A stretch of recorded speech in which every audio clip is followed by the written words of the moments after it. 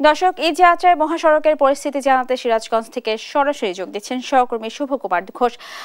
শুভ, আপনার কাছ থেকে জানতে চাইবো, ঈদ যাত্রায় যাত্রী ও যানবাহনের চাপ কেমন দেখছেন, আর যাত্রীদের কোনো ভোগান্তির খবর রয়েছে কিনা, কি বলছেন যাত্রীরা, জানাবেন।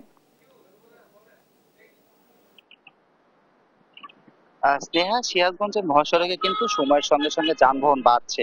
আপনি দেখতে পাচ্ছেন যে ঘরমুখ যে মানুষের যাত্রা, সেই যাত্রাটা কিন্তু ইতোমধ্যে শুরু হয়ে গিয়েছে। আমরা আছি এই মুহূর্তে উত্তরবঙ্গের প্রবেশদ্বারের যে হাটিকুমরুল গোলচত্বর এলাকা আছে, সেই যমুনা সেতু পশ্চিমের হাটিকুমরুল গোলচত্বর এলাকায়। এইখানে কিন্তু যে সকাল থেকে যে যানবাহন ছিল, গণপরিবহন এবং অন্যান্য যে ব্যক্তি মালিকানা পরিবহন, সেই পরিবহনের সংখ্যা সময়ের সঙ্গে সঙ্গে ধীরে ধীরেই বাড়ছে। আমরা সকাল থেকে 10টার দিকে দেখেছি যে একটু বাড়তে, কিন্তু এখন কিন্তু মোটামুটি ভালো একটা চাপ চলে আসছে মহাসড়কে। এবং এই মহাসড়কে ঈদযাত্রা নির্বিঘ্ন করতে কিন্তু প্রস্তুতিও নেওয়া হয়েছে হাইওয়ে পুলিশ, জেলা পুলিশের পক্ষ থেকে। তারা কিন্তু ওয়াচ টাওয়ার নির্মাণ করেছেন এবং পর্যাপ্ত কিন্তু পুলিশ সদস্য মোতায়েন আছে। এবং এই জায়গাটা থেকে আসলে উত্তর পশ্চিমাঞ্চলে 22 জেলার গাড়িগুলো ভাগ হয়ে যাচ্ছে। এই জন্য এইটা গুরুত্বপূর্ণ একটি জায়গা।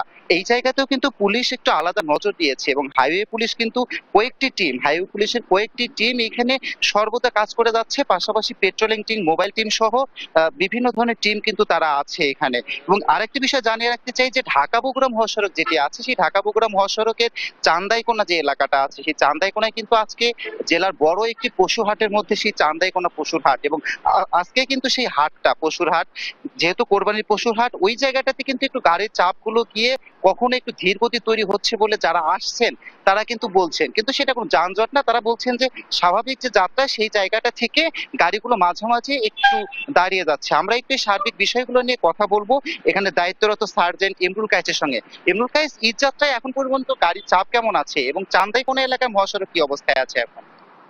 আমি সার্জেন্ট ইমরুল আছি হাইওয়ে বগুড়ার পক্ষ থেকে, হাটিকুমরুল গোলচত্বর এলাকায়। তো সকাল থেকে আমি ডিউটি করতেছি 6টা থেকে। তখন গাড়ির চাপ খুব একটা ছিল না, এখন হুট করেই গাড়ির চাপটা বেড়ে গেল। হয়তো কালকে ছুটি, সেক্ষেত্রে আরো চাপ বাড়তে পারে আশঙ্কা করতেছি। আর আমরা সার্বক্ষণিক মহাসড়কে হাইওয়ে পুলিশ বগুড়া কাজ করে যাচ্ছে।